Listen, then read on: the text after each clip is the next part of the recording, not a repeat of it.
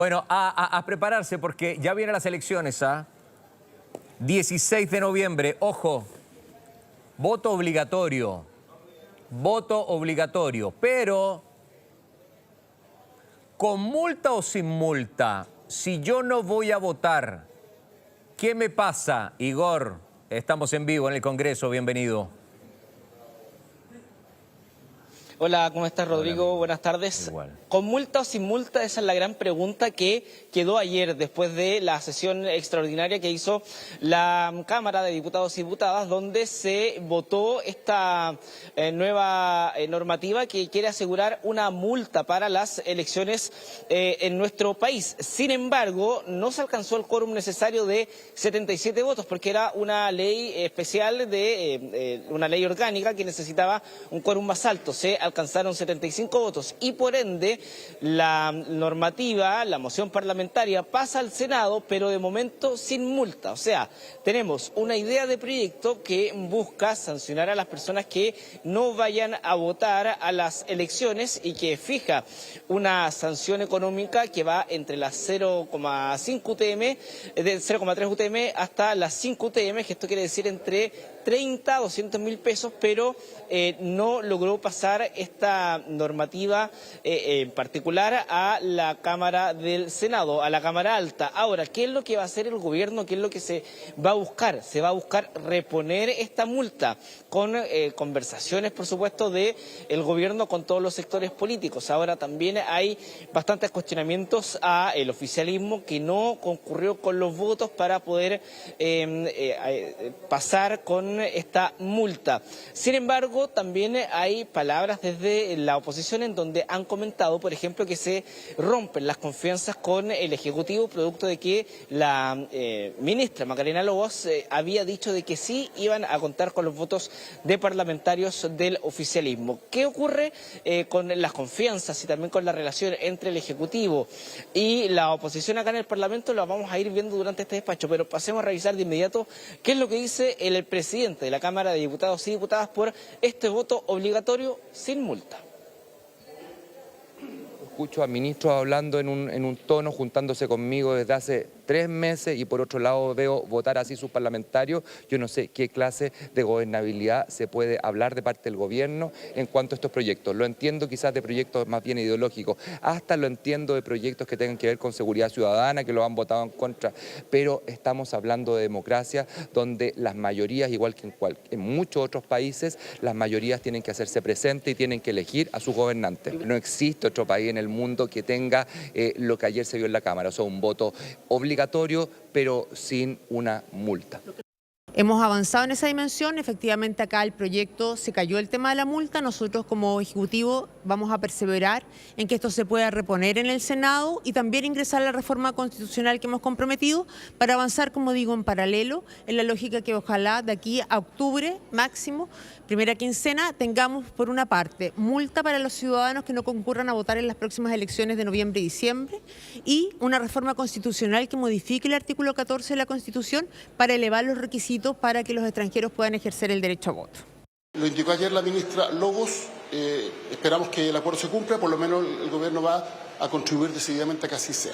Hemos sido explícitos que finalmente aquí se requiere una regulación integral para construir la mayoría necesaria para aprobar el proyecto de multas. No olvidemos que para la elección municipal la Cámara también rechazó las multas y fue el presidente Boric el que presentó un veto para restablecerlas.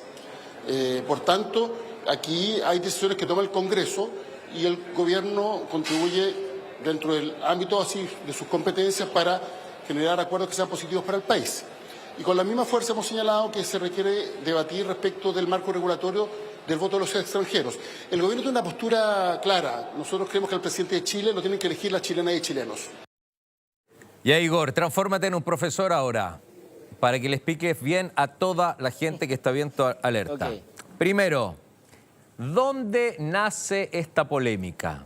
Segundo, ¿qué pasa con el voto en el extranjero? Y tercero, no te quiero marear, profe, pero es importante que le expliques a la ciudadanía. Ya. Si yo no voy a votar, a pesar de que es obligatorio, ¿no voy a pagar nada? tal cual como está hoy el proyecto, juegue? Bueno, partimos con la primera pregunta que tú hacías, Rodrigo, ¿dónde parte la polémica? Actualmente en la Constitución, en una reforma que se hizo por el voto obligatorio, establece justamente que el sufragio tiene que ser obligatorio. Sin embargo, no hay una multa asociada al proceso electoral. Y durante las elecciones pasadas lo que se hizo una norma transitoria para crear esta multa del voto obligatorio. En paralelo a eso, se ha estado conversando ya hace varios años acá en el Congreso Nacional sobre una multa que debe ir aparejada al voto obligatorio para que tenga finalmente una sanción las personas que no vayan a las urnas. Allí nace, en este contexto, nace este proyecto de ley en donde fija la multa de entre 34 y 207 mil pesos únicamente a los ciudadanos chilenos que no concurran a votar, que eso fue justamente lo que se cayó ayer, lo que no prospera acá en el Congreso Nacional. ¿Qué va a pasar con los extranjeros o qué pasa con los extranjeros que votan en nuestro país? Ese es un debate que ha ido y corre en paralelo acá en la Cámara de Diputados y Diputadas. Por un lado, comentan algunas personas de oficialismo y también el gobierno que los requisitos para las personas extranjeras que tienen derecho a voto en nuestro país son muy bajas. Se pide una residencia al menos de 5 años y que son muy pocos los países a nivel mundial que tienen esta característica, que personas extranjeras con tan poca residencia puedan votar en nuestro país. Y es por eso que el gobierno, al mismo tiempo que se tramita esta reforma en el Senado ahora, busca busca modificar la Constitución para agregar más requisitos, más requisitos para los extranjeros que puedan votar, o sea, aumentar, por ejemplo, la residencia de 5 a 10 años, o también que los extranjeros que tengan menos de 5 años no puedan votar en las elecciones generales, que es donde se elige al presidente. Al menos eso es lo que se ha estado discutiendo. Y la tercera duda, me consultabas, Rodrigo, ¿qué va a pasar con la multa? ¿Qué va a pasar con las personas que vayan a votar? Eso todavía está por verse, porque lo decía muy bien la ministra, que se va a buscar reponer esta multa en el Senado a través de una indicación del gobierno, y allí sin duda van a existir algunas conversaciones, algunas negociaciones para ver si la multa se mantiene actualmente entre 34 o 207 mil pesos o vaya a ser una única multa de menor envergadura, que fue un debate que también se dio anteriormente con las elecciones pasadas y la multa que se hizo para ese lugar. Entonces, ese es parte del debate que se ha ido dando. Y también hay otro debate que es sobre los cálculos políticos, a quién le conviene, a quién no le conviene que voten los extranjeros, o a quién le conviene que sea un voto obligatorio sin multa, o un voto voluntario, o un voto obligatorio con multa. Todo eso también ha ido dando que hablar, porque algunos dicen que hay personas con calculadora en la mano, calculadora electoral. Pasemos a revisar las declaraciones de los diputados en ese sentido. Dale. Nos parece una verdadera patudez por parte de la oposición y del presidente de la Cámara de Diputados el señalar que hay una responsabilidad del gobierno. Primero, esta es una ley de iniciativa parlamentaria, no de iniciativa del Ejecutivo. En segundo término, esta ley fue presentada el año 2019. La oposición ha tenido control en la gran mayoría de este periodo de la Comisión de Gobierno Interior. Jamás quisieron poner en tabla este proyecto si tenían esa urgencia. Si tenían tanto interés que pudiese avanzar en los términos que ellos plantearon, pudiesen haber venido al Congreso los parlamentarios que le faltaron.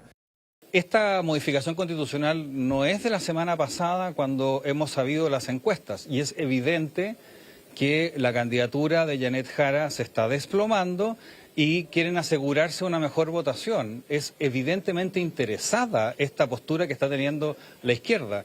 Y eso lo hace, a mi juicio, mucho más grave, porque lo que están en el fondo reconociendo es que no quieren que se den las condiciones para que los chilenos, todos los chilenos, la mayor cantidad posible, los chilenos tomen las decisiones, y ojalá tomen las decisiones los menos posible. Y por eso me atrevo a decir que a mi juicio no debiésemos seguir avanzando con la agenda legislativa por pérdida de confianza en el gobierno, porque está en el fondo haciendo algo que es romperle la nariz a la Constitución en el artículo 15.